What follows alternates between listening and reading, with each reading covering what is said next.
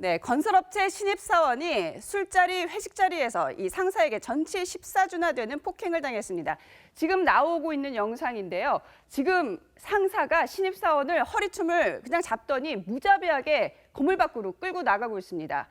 이 신입사원은 끌려나가지 않기 위해서 정말 안타깝게 손을 한쪽 팔을 뻗고 있는데도 이 상사의 완력에 당해내질 못하고 있네요. 지금 나가서는 신입사원을 발길질을 무차별적으로 하고 있고요. 예. 보십시오. 지금 끌려나가지 않기 위해서 한 팔을 뻗었는데도요. 결국에는 이 속수무책으로 상사에게 끌려나가서 바깥에서 굉장히 엄청난 많은 폭행을 당했다고 합니다.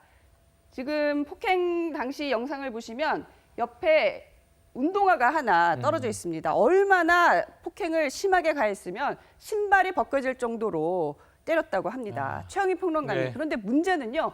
이 신입사원이 당한 폭행이 이게 전부가 아니라면서요. 맞습니다. 지금 7월 29일 새벽 1시경인데 그 노래방이 있는 용인시의 상가 바깥 장면이에요. 끌려나가서 예. 복부에 발길질을 엄청나게 당했고요. 장파열로 전치 14주가 나온 건데 노래방 안에서 이미 폭행은 됐다는 예. 거예요. 신입사원 30살 이 피해자를 예. 상사 김 씨와 상사 박 씨가 네. 어떤 이유인지는 모르지만 뺨을 수차례 때렸고요. 이미 안면도 강탈을 했고요. 그래서 얻어맞다가 지금 끌려 나와서 발길질을 당한 그런 상태입니다. 끌려 나오기 전에도 네. 이 폭행을 당하고 있었고 나가서도 네, 맞고. 맞습니다. 아하. 내부에서 맞고 밖에서 맞았는데 더 끔찍한 거는 예. 방치해놓고 가버렸다고 하네요.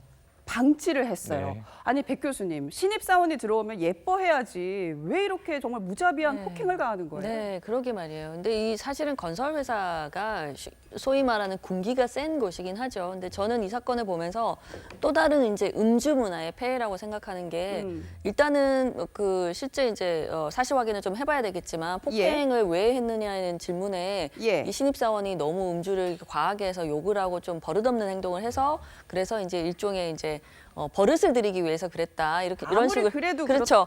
그렇지만 어떤 예. 이유에서건 아무리 정말 이제 예. 잘못을 했다 하더라도 폭력을 쓴다는 건 그건 기본적으로 아주 잘못된 태도인 거죠. 그렇죠. 근데 이제 이게 회식 자리였고 예. 아마 이제 가해자인 그 상사들도 술에 취해 있었을 거란 말이죠. 그래서 이제 술에 취해 있으면 판단력도 떨어지고 충동성도 굉장히 올라가 있는 그런 상태이기 때문에 서로 이게 서로 그러니까 좀 쉽게 말해서 제정신이 아닌 상태였지 않았나. 그래서 과도하게 폭행을 했고 또 폭행을 당한 이제 피해자도 사실은 예. 그 전에 이제 그러니까 술에 취한 상태에서 예. 좀 실수를 좀 했고 아마 좀 그런 상황이 벌어진 것 같습니다. 네. 이 신입사원이 이렇게 폭행을 당하고 의식을 잃은 채 아침까지 숙소에 방치가 됐다고 합니다. 병원에 가니까 전치 14주가 나왔는데요.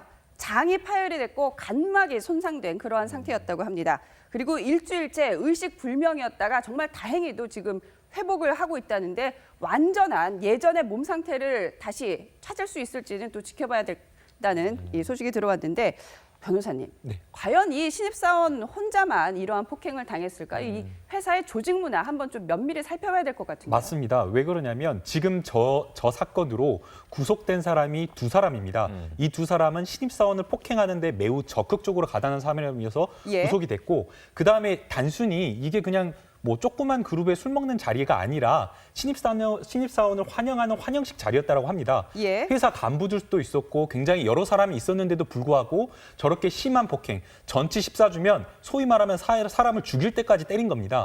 그럼에도 불구하고 옆에서 회사 동료들이 이걸 보고 말리지 않았다라고 하는 것은 예. 아마도 이 사건이 있기 이전에 다른 어떤 크고 작은 어떤 폭행이나 이러한 것들이 있었을 것으로 생각이 되고 아마도 또 이러한 것들을 어느 정도 회사 내에서 묵인하고 그냥 처벌을 덮어주는 그러한 회사 분위기가 있었을 것으로 생각이 됩니다. 지금 이 회식 자리에서 일어난 불미스러운 일에 대해서 회사 측의 공식 입장은 뭔가요? 공식 입장은요. 예. 유사 사례를 조사해 볼 필요가 있다. 왜냐하면 이 회사의 평소 조직 문화가 예. 구타가 있었느냐 이런 거 중요하지 않습니까? 그렇죠. 그러니까 무슨 얘기냐? 추가 사례를 조사한다는 게 그 말이 납득되지 않는다. 이게 회사 반응이고요. 그냥 말씀하신 대로 직원들에게 탐문을 해보니까 뭐 회식이 있었고 신입사원이 그때 맞았던 것 같다. 이런 예. 이제 증언들이 나온 거잖아요. 예. 회사 입장에서는 이게 무슨 무책임한 말이에요. 길에서 차에 치였는지 행인에게 맞았는지 우리는 모른다 이런 식으로 나왔고 그리고 문제는 길바닥에 방치가 돼서 제가 보기에는 아까 이게 공동 폭행이라고 말씀하셨지만